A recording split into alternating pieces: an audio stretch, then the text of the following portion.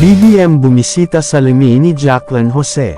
Dinagsangan ng iilan sa mga celebrities at nakasama ni Jacqueline Jose sa mundo ng showbiz ang kanyang limi na naging dahilan ng iilan na maging malungkot.